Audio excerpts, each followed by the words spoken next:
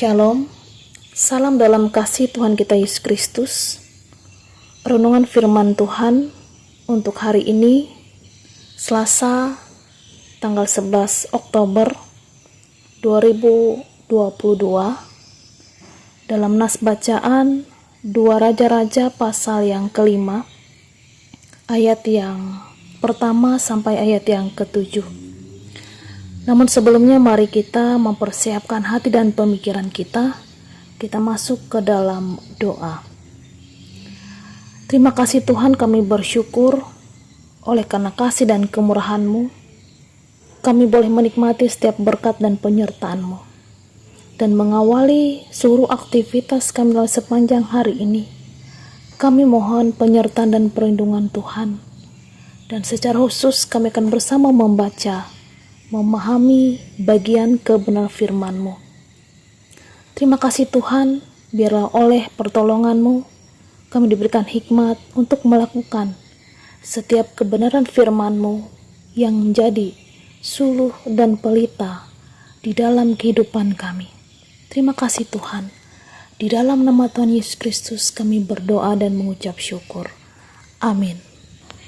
Nas bacaan dalam 2 Raja-Raja pasal yang kelima, ayat yang pertama sampai ayat yang ketujuh, di bawah judul Naaman disembuhkan. Naaman, panglima Raja Aram, adalah seorang terpandang di hadapan tuannya dan sangat disayangi, sebab oleh dia Tuhan telah memberikan kemenangan kepada orang Aram.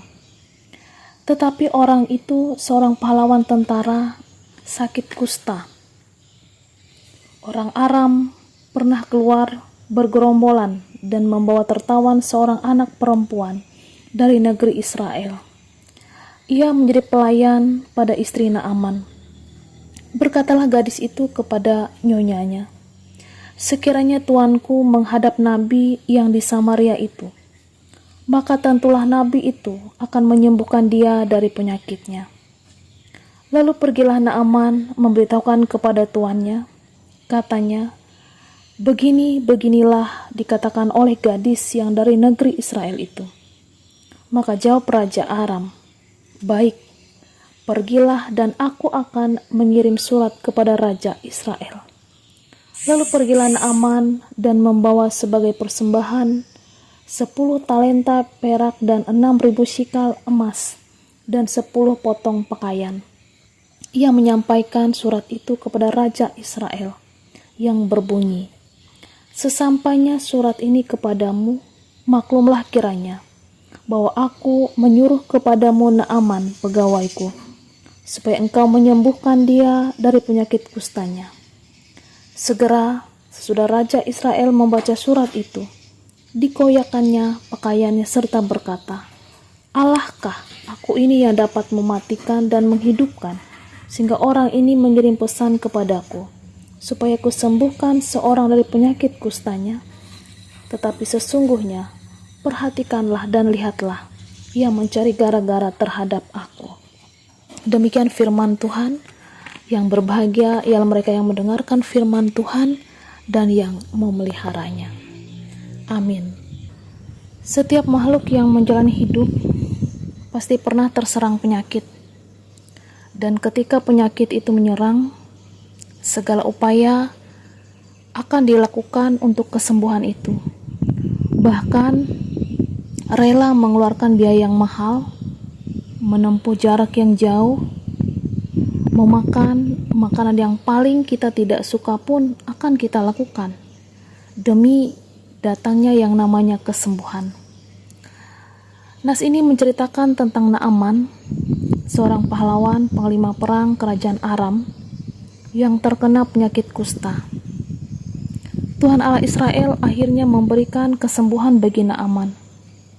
Tuhan memakai banyak orang untuk memberikan kesembuhan itu.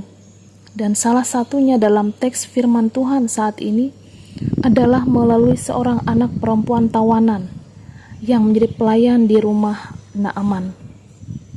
Bapak, Ibu, Saudara-saudari yang terkasih, Alkitab menyebutkan seorang anak perempuan dari Israel yang menjadi tawanan orang Aram, dan dikatakan tadi kemudian menjadi seorang pelayan istri Naaman. Bagi orang Israel, menjadi tawanan dan terbuang di negeri asing itu adalah aib yang sangat besar. Hal ini sama artinya memisahkan mereka dari Tuhan Allah. Tetapi justru di tengah-tengah kesulitan yang dialaminya, ia menjadi berkat. Di mana saat Naaman terkena penyakit kusta, kemungkinan dalam pemikiran umum, tentunya anak perempuan ini akan merasa senang karena penculiknya pada waktu itu terkena penyakit yang sangat menakutkan. Ingat dalam masa itu bahwa penyakit kusta adalah penyakit yang tidak tersembuhkan dan sangat menular. Sehingga bagi para penderita penyakit kusta itu harus diasingkan dan mereka harus hidup sendiri. Dan kalaupun ada yang bisa menyembuhkan penyakit kusta itu hanyalah dari Tuhan sendiri. Tetapi apa yang dilakukan oleh anak perempuan itu? Ia memberitahukan bahwa ada harapan di tanah Israel, mengalahkan semua nalurinya sebagai orang yang tertawan. Ia memberitakan kabar baik, ia memberitakan kabar sukacita. Bahkan ia tidak hanya sekedar mengatakan bahwa ada nabi yang bisa menyembuhkan di Israel, tetapi yang sesungguhnya yang ia beritakan adalah Tuhan yang hidup mengalahkan semua kuasa penyakit, termasuk penyakit kusta. Apa yang bisa kita renungkan dari firman Tuhan saat ini? Yang pertama adalah kesembuhan itu datang dari Tuhan.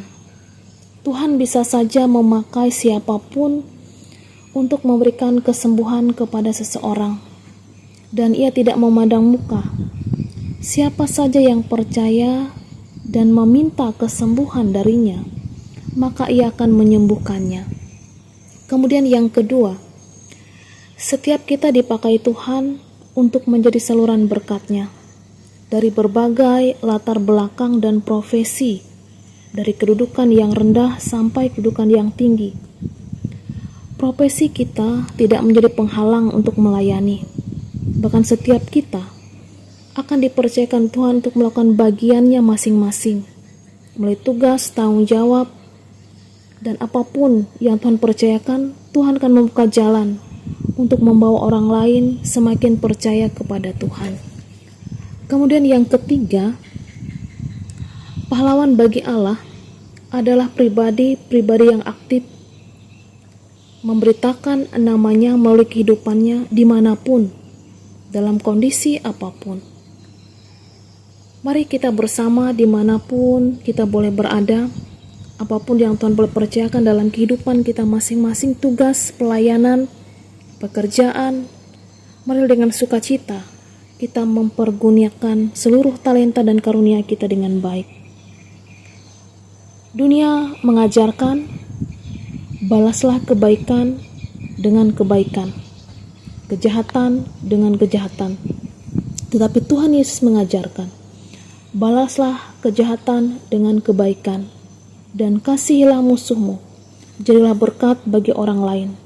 Demikianlah hendaknya terangmu bercahaya di depan orang lain, supaya mereka melihat perbuatanmu yang baik dan memuliakan Bapamu yang di sorga.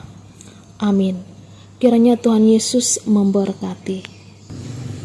Mari kita berdoa.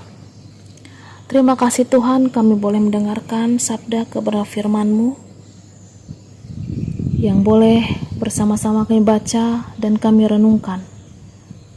Biarlah itu menjadi berkat dan memberikan tuntunan dalam kehidupan kami.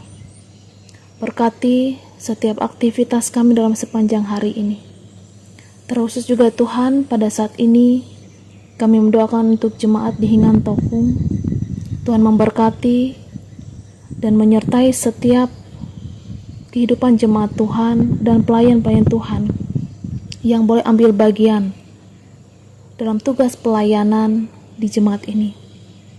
Pakailah kehidupan mereka sebagai teladan, bahkan sebagai pemberitaan firman-Mu. Biarlah juga mereka senantiasa menjadi teladan kesaksian dari buah pemberitaan firman-Mu yang telah ditaburkan. Hidup dalam kebersamaan, saling menopang, saling membangun di dalam ikatan persaudaraan. Terima kasih juga Tuhan, kiranya juga Engkau menyertai dan memberkati seluruh kehidupan kami. Berkatilah setiap usaha pekerjaan, harapan dan doa-doa yang boleh kami panjatkan kepadamu. Jauhkanlah kami dari sakit penyakit bahkan mara bahaya. Dan biarlah seluruh kehidupan kami, pekerjaan bahkan aktivitas yang boleh kami lakukan dalam sepanjang hari ini, kami pertaruhkan ke dalam tangan-Mu. Inilah doa dan ucapan syukur kami yang kami bawa dalam Yesus Kristus yang telah mengajarkan kami berdoa. Bapa kami yang ada di sorga, dikuduskanlah nama-Mu, datanglah kerajaan-Mu, jadilah kehendak-Mu di bumi seperti di sorga. Berikanlah kami pada hari ini makan kami yang secukupnya, dan ampuni kami akan kesalahan kami, seperti kami juga mengampuni orang bersalah kepada kami. Dan janganlah bawa kami ke dalam pencobaan, tapi lepaskanlah kami daripada yang jahat, karena Engkau yang punya kerajaan, kuasa, dan kemuliaan sampai selama-lamanya. Amin. Tuhan Yesus memberkati.